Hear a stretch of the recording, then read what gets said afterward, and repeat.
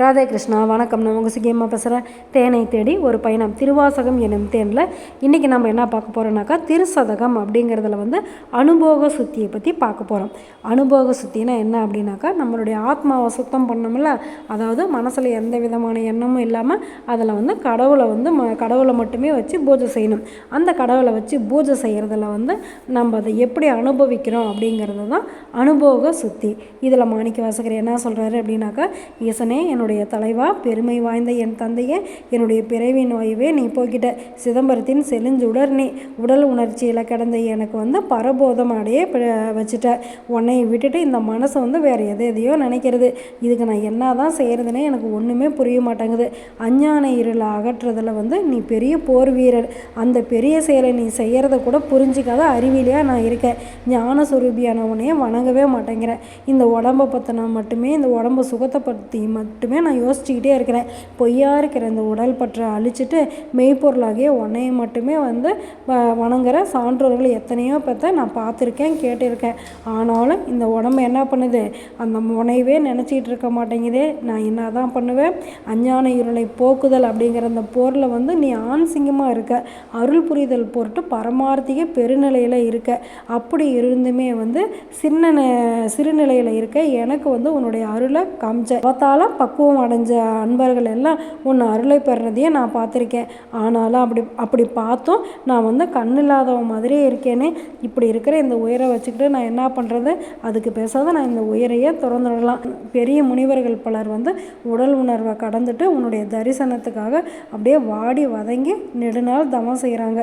நீயோ அது ஒன்றுமே செய்யாத என்னையை ஆட்கொண்டுட்ட. நானும் அழுக்கில் அமைஞ்சிருக்கிற இந்த உடலை பற்றின மட்டுமே நினச்சிட்ருக்கிறேன். அருள் ஜோதியே, உன்னை காண்பதற்கான தீவிரமான பேரன்பு எனக்கு கொடு அப்படின்னு சொல்லி கேட்குறாரு. அப்புறம் என்ன சொல்கிறாரு? மான்விழி போன்ற விழியுடைய அம்பிகையின் வளப்பாகா சிதம்பரநாதா, நீ சகுன பிரம்மமாக தோன்றி உன் அடியாருக்கு அமிர்தமாகின்றாய். உன்னை உண்ணுவதே மானுட வாழ்க்கையின் குறிக்கோள் என்று நீ காட்டி அருளியதை அறிந்து கொண்ட நின் நண்பர் உன்னையே நினைத்து உன்னை அடைந்தனர். உன் உடைமையாகிய நானும் உடலையை நினைத்து நிலவு உலகுக்கு உரியவன் ஆனேனே அப்படிங்கிறாரு. அப்புறம் உயிர்கள் அனைத்துமே இறைவனுக்கு சொந்தம். ஆயினும் பேரன்போடு உன்னை நினைக்கிறவங்க மட்டுமே உன்னை அடையிறாங்க. இதை நான் கண்டிருந்தோம் என் நெஞ்ச உருகலையே, எனக்கு விவேகம் வரலையே, உள்ளம் கனிவு உண்டாகவில்லையே, துர்நாற்றம் வீசும் இந்த உடலில் தானே அபிமானம் வச்சிட்ருக்கேன் அப்படிங்கிறாரு. நான் ஆயினும் கீழாக இருக்கேனே நான் அப்படிங்கிறாரு. உன் வழிபாட்டின் பொருட்டு நீ எனக்கு உடலை கொடுத்தது பொருத்தம்தான். அதாவது உன்னை கும்புறத்துக்காக இந்த உடலை கொடுத்தது பரவாயில்ல தான். அதாவது நான் முன்பு உன் அடியார்களோடு சேர்ந்திருந்ததும் பொருத்தம்தான். யோகத்துக்காக நீ கொடுத்த இந்த உடம்பை போகத்துக்காக நான் அதை செலவழித்தேன் அப்படின்னாக்கா அது ஒரு திருட்டு செயல் தானே. மனம் தெளிந்தவர்களுக்கு பரமானந்தத்தை ஊட்டும் ஞான பிரகாசம் நீ, அவங்களுக்கு ஒப்பற்ற மேலான பொருள் நீ. மற்றும் பக்குவம் அடையாத நான் உனக்கு அடிமை என்றும் நீ எனக்கு தலைவன் என்றும் சொந்தம் பாராட்டின ஒரு புன் சிரிப்பு மூலம் மட்டும் நீ அதை மறுப்ப. உன்னுடைய அருளுக்கு தகுதியற்ற நான் அதற்கு தகுதியானவனா எப்படி என்னைய மாற்றிக்கிறது? ஈசா, உன்னுடைய இயல்பு முழுவதையும் நீயே நின் நண்பர் உட்பட வேறு யாரும் உன்னை முழுசும் அறிஞ்சிக்க மாட்டாங்க. தகுதியற்ற அடியனை நீ ஆட்கொண்டு உன்னுடைய அடியவனா ஆக்கிக்கிட்ட. இனி நீ கைவிட்டா எனக்கு வேறு புகலிடம் எது இருக்கு? பொன்னார் மேனியனே, எப்படியும் நீயே என்னை காத்துருள வேண்டும் அப்படிங்கிறாரு. அப்புறம் என்ன சொல்கிறாரு? வெக்கம் கெட்ட நான் முன்பு உன் அடியார்களோட கூட்டத்தில் இருந்துக்கிட்டே என் தோல் வலிமையை பற்றியும் என்னுடைய அழகை பற்றியும் மட்டுமே நான் நினச்சி மகிழ்ச்சியாக இருந்தேன். உன்னுடைய சொரூபத்தை கண்டு நான் பரவசமே அடையலை. அந்த நிலைமையில் இருந்தும் நீ என்னை ஆண்டு கொண்ட. அதுக்கு நான் தகுதியானவன் தானா அப்படிங்கிறது எனக்கு தெரியல. என் தந்தையே, என்னுடைய இயல்பு இப்படியும் சிறுமியாக இருக்குது. இந்த கீழ்மையான எண்ணத்தில் இருந்து என்னை எப்படி நீ மேலே கொண்டுட்டு வருவ? எனக்கு சொந்தமாகி உன்னுடைய திருவடியை நீ எப்போ எனக்கு காமிப்ப? நான் அதை எப்போ அடையிறது அப்படின்னு சொல்லி மாணிக்க வாசகர் கேட்குறாரு.